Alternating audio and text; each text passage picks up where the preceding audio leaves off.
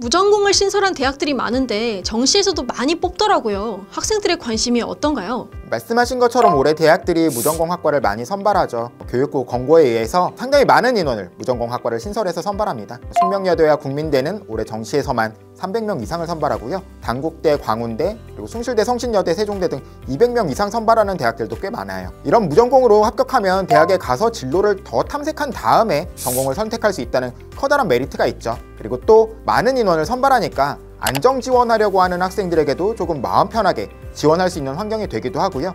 반대로 상향 지원을 해보려고 하는 학생들에게도 혹시 나도 뽑힐 수 있지 않을까 하는 그런 마음이 들게끔 하다 보니까 많은 학생들이 정시에서도 관심을 가지고 있는 것 같아요. 그럼 무전공으로 지원할 때 주의해야 될 것들이 있을까요? 대학에 따라서 수능 영역별 반영 비율을 어떻게 설정하고 있는지를 보면 좋을 것 같아요.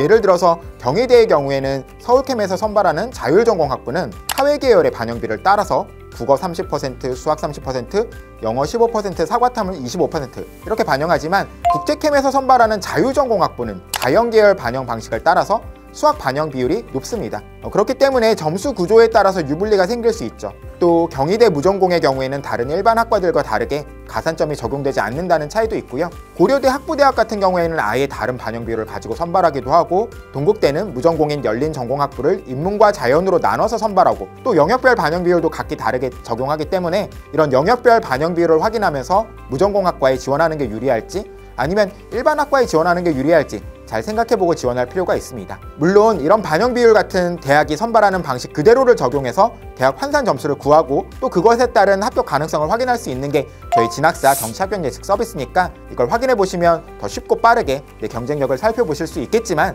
기본적으로 어떤 방식이 유리할지 먼저 한번 점검해 보는 건 더 효과적인 지원 전략을 짜는 데 도움이 될 수 있을 겁니다. 그리고 또 하나, 선택 가능한 전공이 제한되기도 한다는 점을 기억하면 좋겠어요. 완전한 자유전공이 아닌 단과대학이나 학부 단위로 선발하는 유형2의 무전공들은 해당 단과대 내의 모집 단위에서만 선택이 가능하고요. 또 그렇지 않다고 하더라도 의대나 사범계열, 계약학과, 첨단학과 이런 곳들은 전공 선택이 불가능하기도 해요.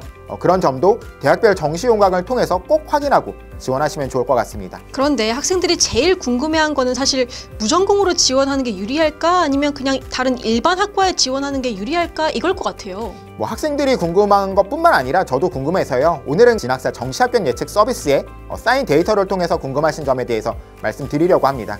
그런데 이렇게 저렇게 데이터를 살펴봤는데 어떤 전체를 놓고 봤을 때는 눈에 띄는 특징이 잘 발견되지는 않았습니다. 그래서 모집 인원이 많은 무전공과 적은 무전공의 예상 입결을 비교해 보기도 하고, 가군, 나군을 비교해 보기도 하고, 모집 단위 개수가 40개 이상인 곳과 아니면 적은 곳을 비교해 보기도 하고 했는데, 아무튼 그래도 조금 의미 있는 부분은 인문계 모집 단위와 자연계 모집 단위로 나눠서 살펴보는 것이었습니다. 결론부터 말씀드리면 인문계열 모집 단위와 무전공을 비교하면 무전공의 입시 결과가 조금 더 높을 것 같습니다. 그리고 반대로 자연계열과 자유전공을 비교하면 무전공의 입결이 상대적으로 낮을 것 같아요. 숭실대를 예로 들면 숭실대 자유전공학부 인문은 인문계열 학과들과 비교했을 때 가장 높은 예상 입결을 가지고 있지만, 서울과학기술대 ST 자유전공학부는 자연계열 28개 학과 중에서 입결 순위가 26등 정도로 나타나고 있습니다. 평균적으로 10개의 모집 단위가 있다고 가정했을 때 무전공학과의 입결은 인문계열 사이에서는 4등, 자연계열 사이에서는 6등 정도의 위치에 있었어요. 물론 모든 대학이 그런 건 아닙니다.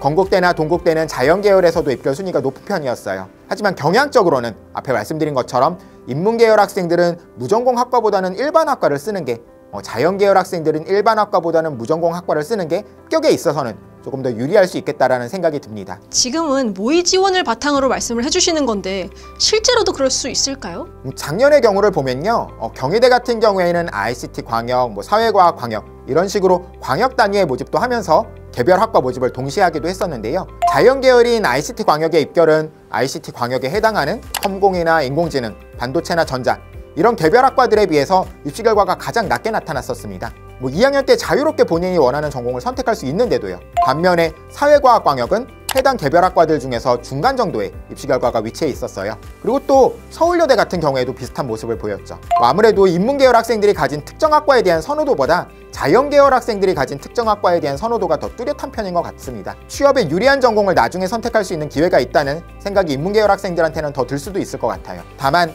꼭 실제로도 그럴 거다 장담하기는 어렵습니다. 오늘은 성적 발표 이후 얼마 안 되는 기간 동안의 데이터로 말씀드리지만, 입시 결과 예측은 진학사 정시 합격 예측 서비스에 학생들의 데이터가 더 많이 쌓일수록 변하게 될 수 있죠. 현재 높아 보이는 곳들에는 학생들이 빠져나와서 입시 결과가 낮아질 수 있고요. 현재 낮아 보이는 곳에는 학생들이 더 많이 몰려서 입시 결과가 높아질 수도 있으니까요. 이런 변동 사항을 꾸준히 지켜보시는 게 정시 지원 전략을 세우는 데 있어서 굉장히 중요한 일일 거라는 점을 말씀드릴 수 있을 것 같아요. 자, 그럼 이렇게 오늘 무전공에 대한 이야기는 여기서 마치도록 하고요. 또 다른 정시와 관련된 주제로 다시 찾아뵙겠습니다. 감사합니다. 진학사 합격 예측 아직도 안 써보셨다고요? 내 성적에 맞는 대학은 어디일까? 합격률은? 경쟁자들에 비해 내 성적은 높은 편일까? 진학사한테 물어봐. 10명 중 9명 이상이 이용하고 적중률도 높으니까 고민할 필요 있나요? 진학사 합격 예측.